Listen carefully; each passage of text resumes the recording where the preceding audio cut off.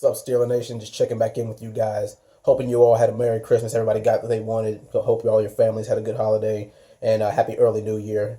But I just want to quickly talk about the Steelers and the kind of year that we had, our game against the Cleveland Browns next week, and James Harrison getting signed to the New England Patriots organization. Yeah. But overall, I think the Steelers had a pretty damn good year. Now, in the beginning, I predicted that we would have a record of 12-4. That game against the Packers really did scare me, and it looks like we're on the road to 13-3. Willing that we get past the Cleveland Browns. I'll talk about that in a second, but we should. And I think the last time that we went 13-3, I think we had a 13-3 record in like 2006 when we went to the Super Bowl and beat the Seahawks, I believe it was. Yeah.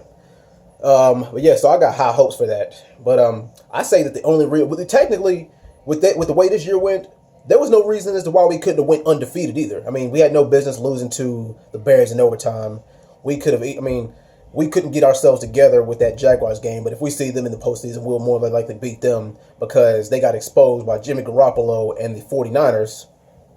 But yeah, it's just looking really good for us. I have high hopes. The thing is, if the Steelers were not this good, then we wouldn't have made it this far, bar none. And like I said, the only reason why that we didn't beat the Patriots is because we literally got screwed out of that game on a no-cash call. And the NFL, they're going to change that rule. This isn't the first time that it's happened. It's happened to Dez Bryant, even though I kind of don't really believe he caught it. Jesse James had more possession than he did. And the whole Calvin Johnson rule, which is where this whole damn thing started. But as far as our game against the Cleveland Browns next week, it's at Heinz Field. It's on our home turf. So there's no reason as to why we shouldn't run right through them. Now, this is where I have a little bit of this is where I'm a little bit conflicted. We are most likely going to sit our starters for at least the first half. Because we're not going to take any chances on any of them getting injured. And come on, it's not like the Cleveland Browns have anything to play for. The best they can hope for is if they lose, then they're going to get our top draft pick. But if they beat us, then the best they can hope for is that they ruin our playoff chances. But also, it'll be in our best interest to play our starters for the first half and then just sit them out the second half. We could run up the score to like 34-9 or something like that. We could be like 28-0, 34-9, 35-7, something like that. And we could just let our backups do all the work. Now, this is where it gets really interesting. If the Patriots somehow lose to the Jets, fat chance. But yeah, if the Patriots somehow lose to the Jets and we win out, then we get that first round buyback. Well, we get that home field advantage back, which we needed. And like I said, the only reason why we don't get it is just because we got screwed out of a call. Now, let's get to the nitty gritty. James Harrison going to the New England Patriots. I feel some type of way about this because, we weren't given, because the thing is, James Harrison was not satisfied with the playing time that we were giving him. He only played 40 snaps out of all 16 games so far this season. But, I understand, you have a passion for the game and you want to play. I get that. But of all teams, why the New England Patriots? The team that has been a thorn in our side for the past 12 years.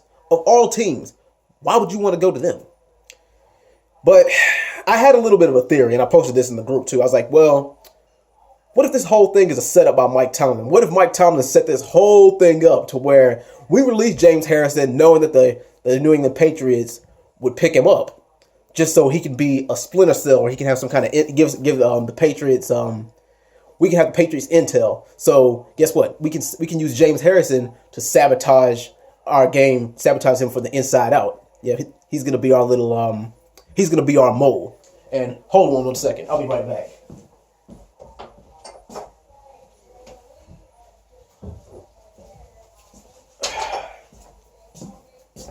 I don't care what anybody says. Once a Steeler, always a Steeler. So, even though I don't like the result, I respect that the man has a passion to play, and, you do what you got to do. Even though he's 39, he's probably only got like maybe another year left in him. Most linebackers don't even last to 35, but James Harrison is in pretty good shape. But, yeah.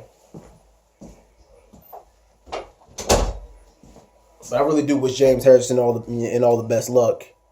But if we see you in the playoffs, you best believe, former teammate or not, we're gonna go all out for that, and we will go. We were gonna get that Super Bowl number 7 ring against. I'm calling it right now.